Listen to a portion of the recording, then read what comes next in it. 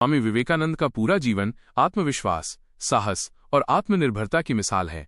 उन्होंने बार बार कहा कि इंसान की सबसे बड़ी ताकत उसकी स्वयं पर आस्था है। अगर हम खुद पर भरोसा नहीं करेंगे तो संसार की कोई शक्ति हमें आगे बढ़ने में मदद नहीं कर सकती। विवेकानंद जी कहते थे, तुम्हें खुद पर विश्वास नहीं है, यही तुम्हारी कमजोरी है। हम सब ये मानते हैं कि ईश्वर महान है, दुनिया महान है, लेकिन हम ये भूल जाते हैं कि ईश्वर ने हमें भी विशेष बनाया है। जिस इंसान को अपनी क्षमता पर भरोसा है वही बड़े से बड़ा लक्ष्य हासिल कर सकता है।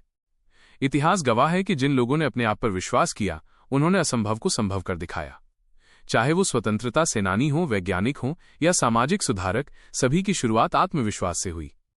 स्वामी विवेकानंद हमेशा कहते थे कि संदेह सबसे बड़ी कमजोरी है। यदि मन में संदेह है तो कदम डगमगाते हैं। जैसे ही हम खुद को कमजोर मानने लगते हैं हमारी सारी शक्ति समाप्त हो जाती है।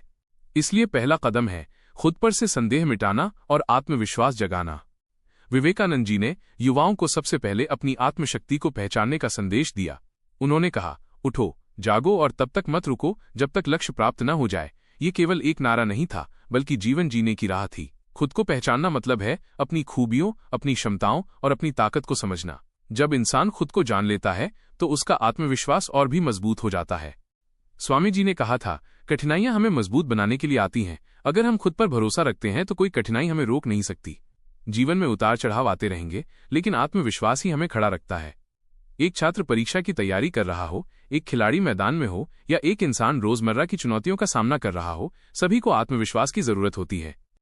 स्वामी विवेकानंद हमेशा युवाओं से कहते थे, मेरे देश को ऐसे युवा चाहिए जिनकी मांसपेशियां लोहे जैसी हों और जिनका दिल शेर जैसा हो। इसका अर्थ यही है कि युवा पीढ़ी को साहसी और आत्मविश्वासी होना चाहिए।